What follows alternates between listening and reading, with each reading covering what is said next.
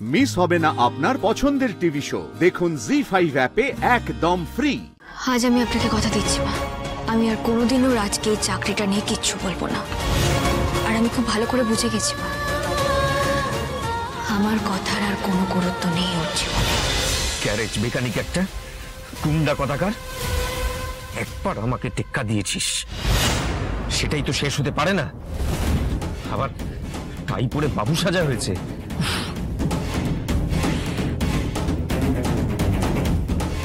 তবে যা বুঝতে পারছি, মনে হচ্ছে শ্রীয়ের সাথে তোর কিছু একটা বিষয় নিয়ে ঝামেলা চলছে। এই ঝামেলাটাকে যদি কোনোভাবে খুঁচিয়ে পাড়িয়ে দেওয়া যায়, তো তার আগে জানতে হবে ঝামেলাটা কি নিয়ে হয়েছে। সেটা জানবো কিভাবে?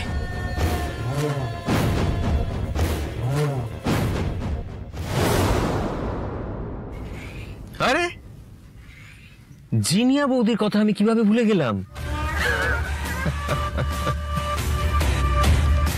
একবার শুধু কানে কয়েকটা পয়েন্ট তুলে দিলেই ব্যাস,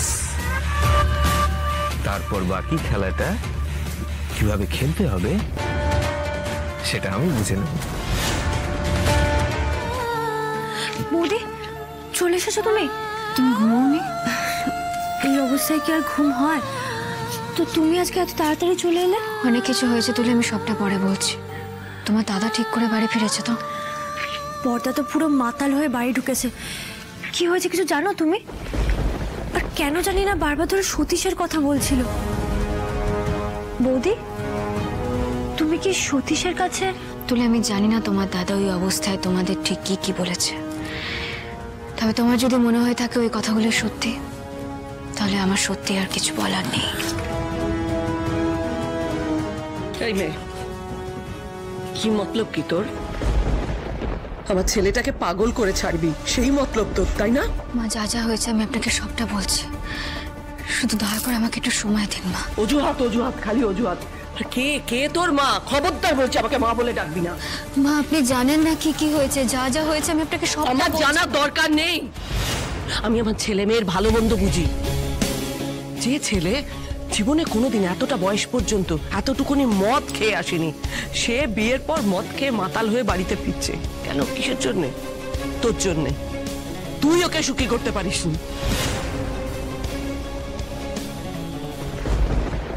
মা আমি রাজকে মদ খেতে বলিনি, আমি জানিও না রাজ কেন এরকম ধরনের কাজ করছে। তবে মা যাই হয়ে থাকুক, আমি রাজের সঙ্গে ঠান্ডা মাথায় কথা বলবো। কি হবে ঠান্ডা মাথায় কথা বলে? এই সব কিছুর জন্য তুই দায়ী। নিজের দায়িত্বটা পালন করতে পারিস নি।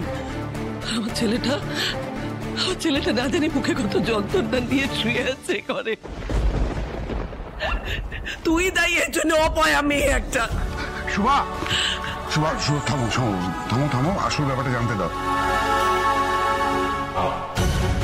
ক্যাপ্টেন, তুমি কি যে রাজের জন্মদিন সেটা ভুলে গিয়েছিলে? আমাকে আপনি ভুল বুঝছেন বাবা, রাজের জন্মদিন আমি ভুলে যাব? ইনফ্যাক্ট ওর জন্মদিন সেলিব্রেট করার জন্য আমি বাইরে বেরিয়েছিলাম বাবা। বাইরে বেরিয়ে কি করলে? অন্য একটা লোকের সঙ্গে দেখা করলি? হ্যাঁ, বাড়ির বউ বাড়ি থেকে বেরিয়ে রাত্রির বেলা পর পুরুষের সঙ্গে দেখা করছে। নষ্ট মেয়ে একটা। মা একদম কথা বলবি না। রাজবাবা আমাকে সবকিছু বলে দিয়েছে। আসলে তুই যে করে হোক রাজকে পাগল করতে চাইছিস, চাইছিস ওর মাথাটা একদম খারাপ হয়ে যাক, ও চাকরিটা চলে যাক। চলছিস তো হিংসে হিংসে, এত বড় চাকরি করছে না, হিংসে জ্বলছিস একটা। লজ্জা করে না তোর? নষ্ট মেয়ে একটা। কেন এভাবে চিৎকার করছো তুমি? এভাবে চিৎকার করে কোনো লাভ আছে? আসল ব্যাপারটা তো জানতে হবে। বৌদি আমি তোমাকে বলছি তুমি ঘরে চলো, এবার পাড়া পড়শি এসে জ্বর হলে সেটা দেখতে ভালো লাগবে না, চলো। আজ আমি আপনাকে কথা দিচ্ছি মা, আমি আর কোনোদিনও রাজকে এই চাকরিটা নিয়ে কিচ্ছু বলবো না। ওর জীবন, ও যা ইচ্ছা হবে ও তাই করবে। আর আমি খুব ভালো করে বুঝে গেছি মা, আমার কথার আর কোনো গুরুত্ব নেই ওর জীবনে। ক্যাপ্টেন,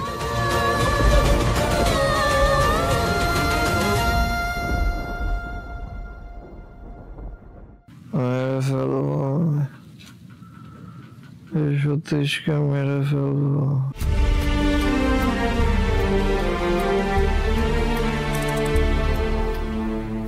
মেরে জেলে চলে যাবো, এবার সতীশকে আমি ছাড়বো না, কুপিয়ে মারবো,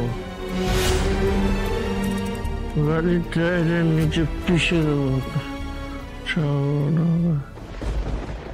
রাত স্যার তো আজকাল ফিরবেন না, আসলে স্যারের কাল জন্মদিন, তাই ম্যাডাম ওনাকে নিয়ে পাবে পার্টি করতে গেছে। Mrs. Ghoshal, you are fired from your job right now. মেরেই ফেলবো।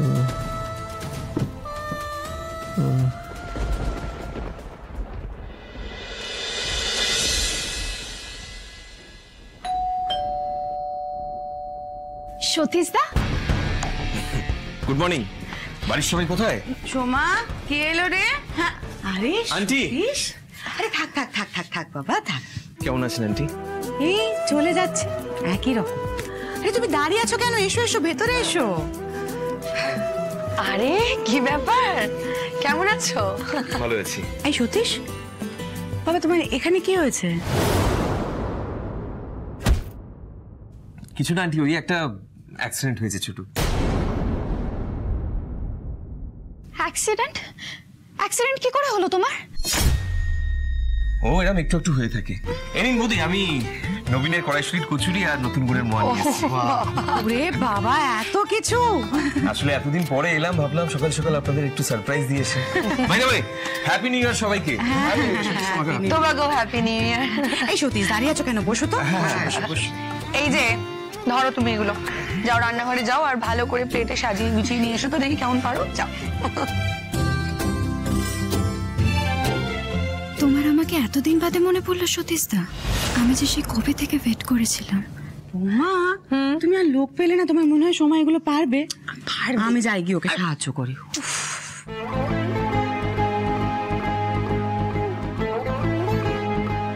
ধান্দা ছাড়া তো সতীশ এ বাড়িতে এসে সাত সকালে কচুরি খাওয়াবে না, ব্যাপারটা কি?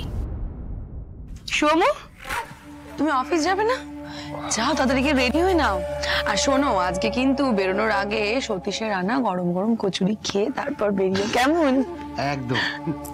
সতীশ, তোমরা কথা বলো, আমি রেডি হইনি।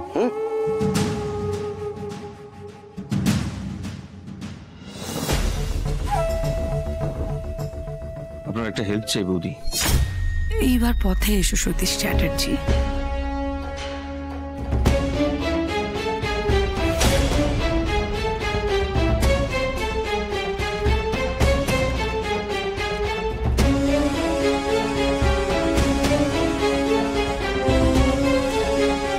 বলো সতীশ, তুমি আমার থেকে ঠিক কি হেল্প চাও?